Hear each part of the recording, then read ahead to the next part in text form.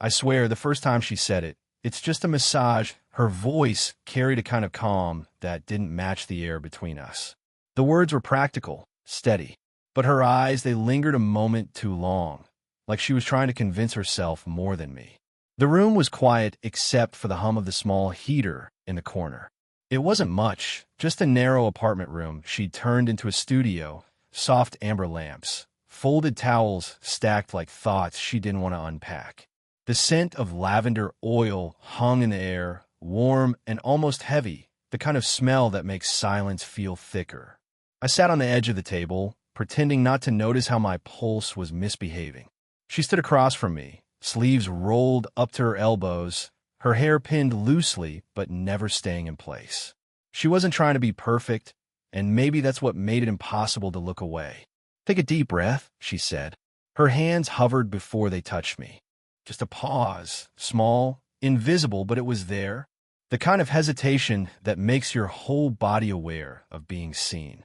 When her palms finally met my shoulders, the warmth was immediate, almost startling. She pressed gently at first, professional, detached. But something in the rhythm changed, slower, more deliberate. The pressure deepened, not in strength, but in meaning. I didn't say anything. I wouldn't have known what to say. She moved closer, her breath brushing the back of my neck. I caught a faint trace of coffee on it, mixed with something faintly floral. I closed my eyes, not to escape, but to stay there longer. Her voice broke the silence, soft but distant. "You're tense." I wanted to answer, "You make me tense," but instead I said, "Long week." She hummed, a small sound that could have meant anything. Agreement, amusement, maybe recognition. Her fingers traced along my shoulder blades, slower now. Not searching for knots, but something else. The air between us thickened until it felt like sound itself might shatter it.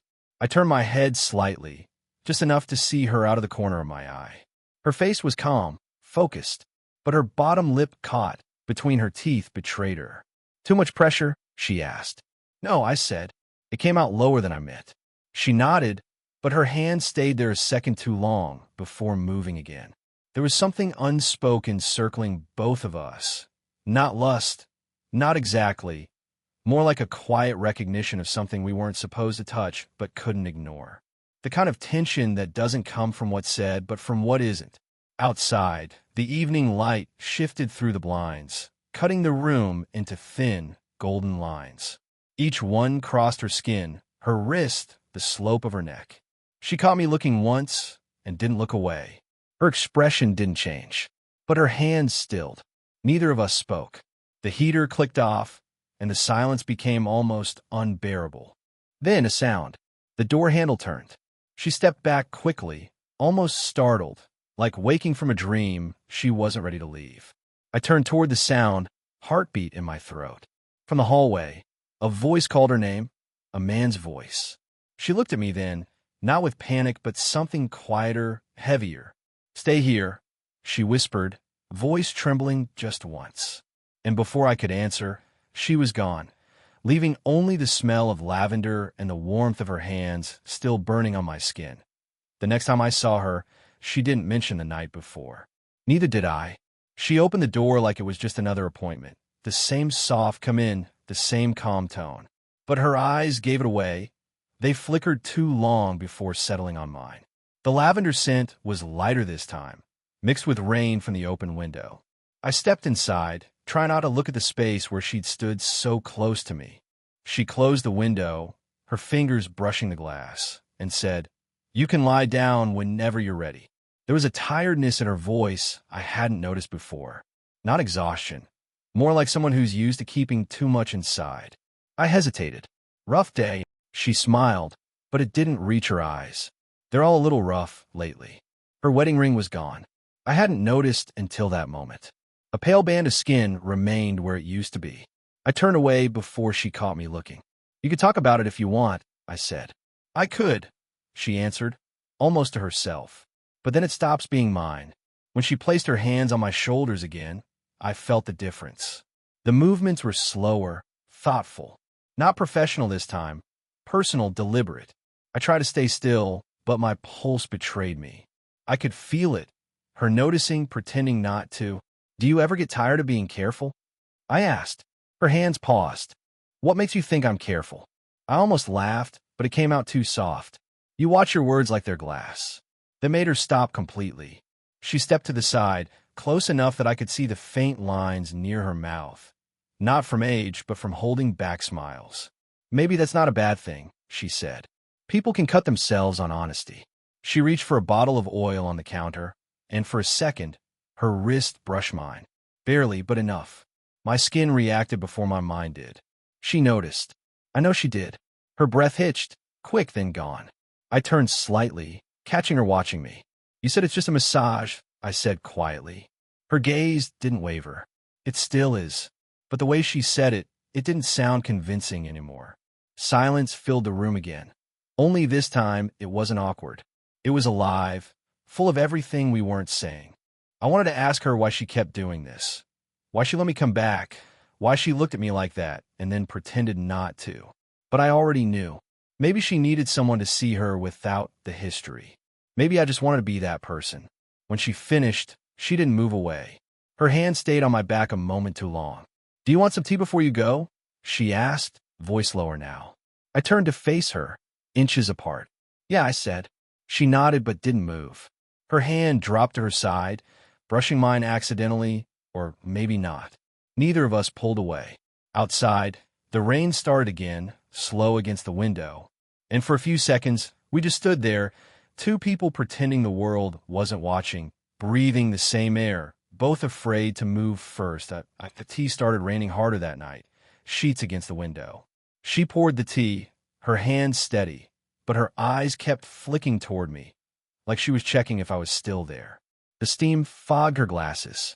She set the cup down, wiped them absently with the hem of her sleeve, and said, You shouldn't stay too long.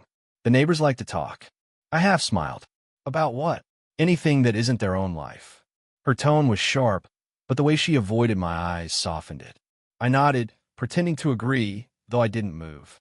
The room was too small, the air too heavy with what neither of us would say. Her phone buzzed on the counter, the sound loud in the quiet. She flinched. The name on the screen lit up, reflected against the cup of tea. Daniel. I didn't ask. I didn't need to. She silenced it, flipped the phone face down, and muttered, He's not supposed to call anymore. Her voice cracked halfway through. The sound settled somewhere between us, raw and unfinished. I wanted to reach for her, but she was already walking to the window, pretending to check the rain. Does he still love you? I asked before I could stop myself. She turned slightly, not facing me. He loves the memory of me, the version that never argued, never left. Her shoulders dropped, and her reflection in the window looked like someone else, softer, lonelier. You shouldn't look at me like that, she said. Like what? Like I'm something you can save. I stood, the floor creaking beneath me. Maybe I'm just listening. She laughed under her breath. Not from amusement, but from disbelief. You're too young to listen that way. The way she said young, it wasn't an insult. It was a warning. Still, she didn't move when I stepped closer. The space between us shrank until I could feel the warmth of her breath. The smell of her skin, faint vanilla, tea, rain, pulled at me more than I wanted to admit. She reached for the cup, but her fingers brushed mine instead. Neither of us pulled away. Outside, a car door slammed, closed, maybe right below her window. She froze. Stay still, she whispered. Footsteps echoed in the hallway. Then, a knock at her door. Her breath caught. She motioned for silence, pressed a finger to her lips. Another knock, louder this time. Just a second, she called, voice steady but thin. I slipped behind the curtain near the window. My heartbeat was everywhere, in my throat, my wrists, my teeth. She opened the door halfway.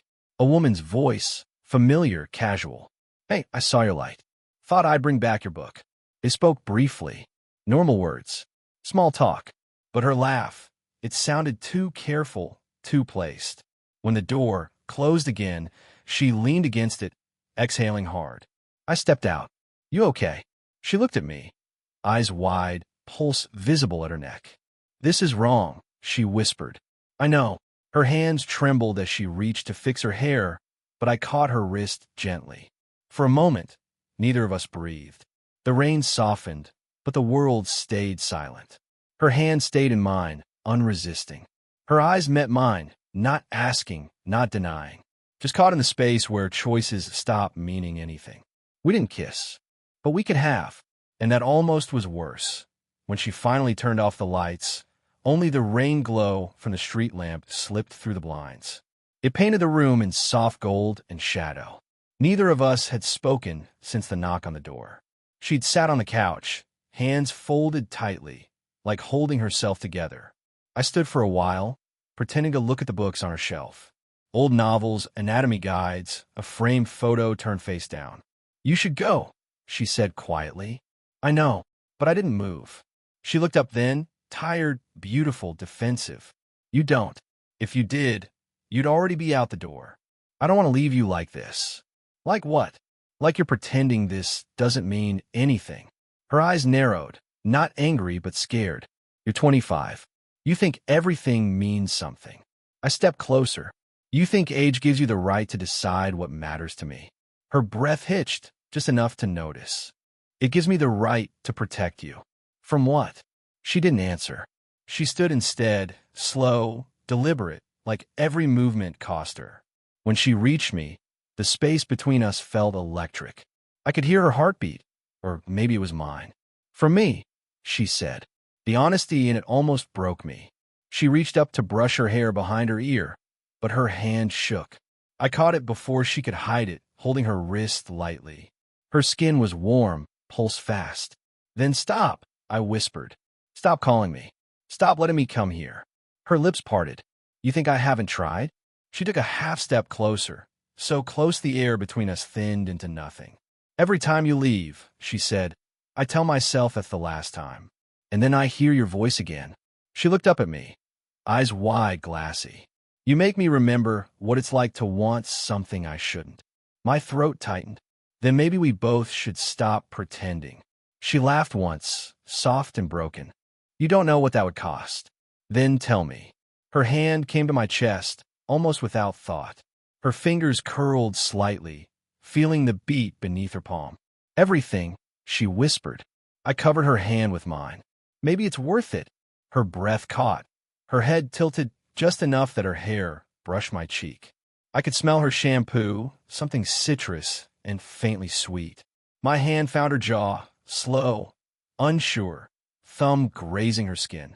"Don't," she said, but it came out as a whisper, not a command. Her eyes flicked to my mouth. We stood there, the world holding its breath around us. Then her phone buzzed again, sharp, jarring, breaking the silence clean in half. She froze. I could see her eyes shift, guilt, panic, something deeper. I stepped back. "Answer it," I said quietly. She didn't move. The phone kept ringing, the sound filling every corner of the room. Finally, she said, barely audible, "If I do, this ends." And the ring stopped. The silence that followed was unbearable, heavy with everything we almost said, everything we almost did. Then she looked up, voice trembling. "Tell me not to." The phone didn't stop ringing because it had been ignored. It stopped because someone hung up. When she finally reached for it, the screen flashed a single message before dimming again. I saw the name, Daniel, and 3 words beneath it, "I know everything." Her hand went limp, the phone sliding from her grip onto the couch. "What does that mean?" I asked. She didn't answer right away, just stared at the blank screen, her face drained of color. Then, barely above a whisper, "He came by this morning. He must have seen your car." My chest tightened. "You told me you weren't together anymore." "We aren't." She swallowed hard, the sound catching her throat. "But that doesn't stop him from checking. He doesn't like losing things he thinks he still owns." The word owns hung in the air. It made me feel cold. I stepped toward her, but she moved back, shaking her head. "No, don't. You're scared," I said. Her laugh came out short, bitter. "Of course I am. You think this is a game? You think I get to just start over at 46 with—" She stopped herself. "With me?" I finished.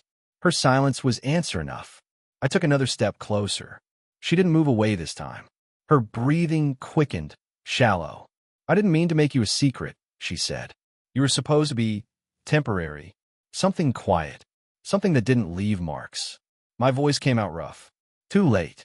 Her hand twitched, like she wanted to touch me, but didn't trust herself. You don't understand. He's not the kind of man who lets go easily. So, you just going to let him on the story? Her eyes lifted sharp, pained. It's not about stories. It's about survival. That word, survival, hit harder than I expected. I realized then that this wasn't just fear of gossip or shame. There was history behind her calm, behind the way she always checked the door twice, the way she flinched at sudden noises. I wanted to reach for her, to pull her close and tell her I wasn't leaving. But before I could, she stepped forward, close enough that her chest brushed mine. You shouldn't have come back tonight, she said, voice trembling. I couldn't stay away.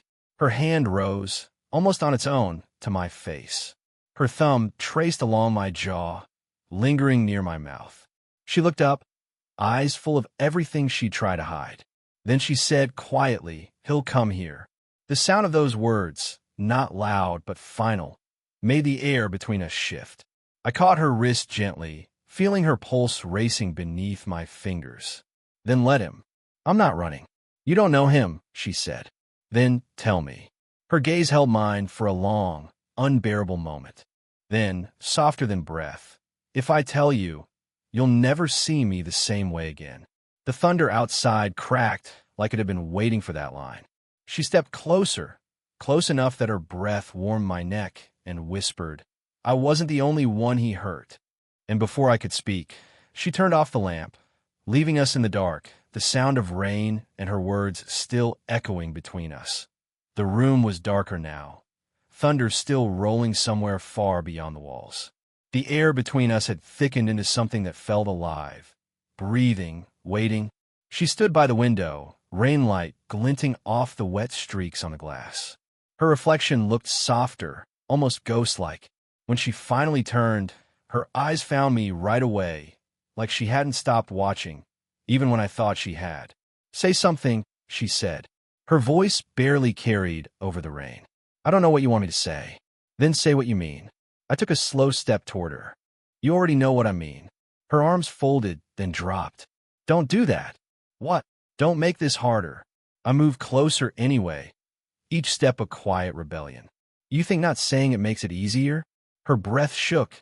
I could see in the rise and fall of her chest. You don't know what you're asking for. I stopped just in front of her, inches apart. The smell of rain and her perfume mixed into something dizzying. Then tell me, I said. She looked up, eyes bright, with everything she'd kept hidden. I want you, she whispered. But it doesn't make it right.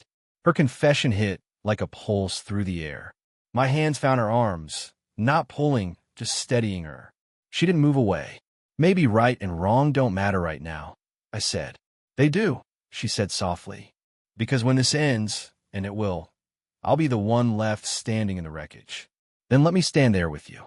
Her laugh was quiet, almost a sob. You don't know what that means.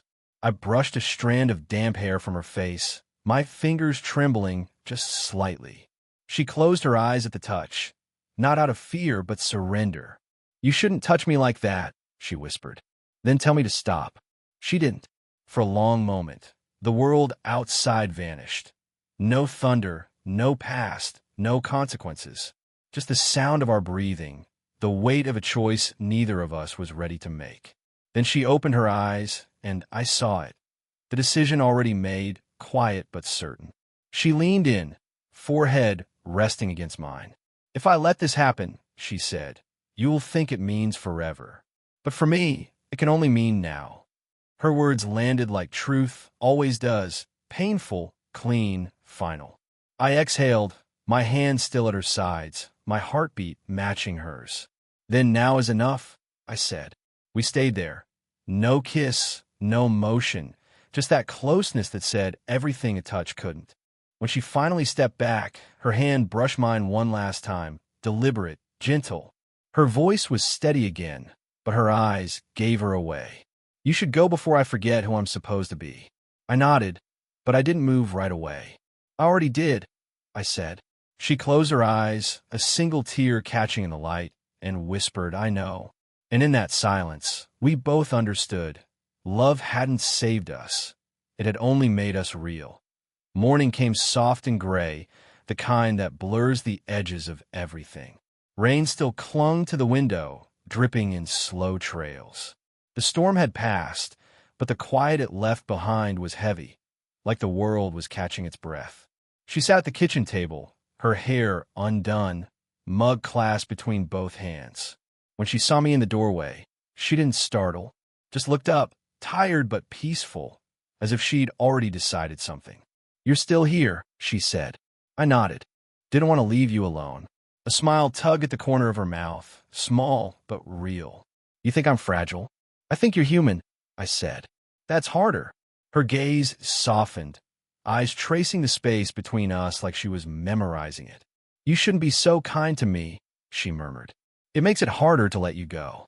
I walked closer, pulling out the chair beside her. "Then don't." She shook her head, half a laugh escaping. "You make it sound simple." "Maybe it is. We just make it complicated." For a moment, neither of us spoke. The only sound was the faint hiss of rain and the soft clink as she set her mug down. I could see the tremor in her fingers. Not fear this time, but release. "You know what I kept thinking last night?" she said quietly. "What?" "That maybe this isn't wrong," she whispered. "Maybe it's just unexpected." Her eyes met mine then, steady, searching. I reached out and laid my hand over hers. Her skin was warm, familiar now. She didn't pull away. Instead, her fingers turned, lacing through mine, slow and sure. For a long while, we just sat there like that. No words, no rush. The kind of silence that feels full instead of empty. She leaned her head against my shoulder, the weight of it grounding, real. I could smell her shampoo, faint citrus and rain. My arm moved around her, careful, but she sank into it like it was where she was meant to be. "I don't know what happens next," she said, voice low. "Neither do I. And that doesn't scare you?" I thought for a second, then smiled. "It used to. Now it feels like a beginning." She looked up at me, the faintest trace of surprise in her expression, or maybe relief.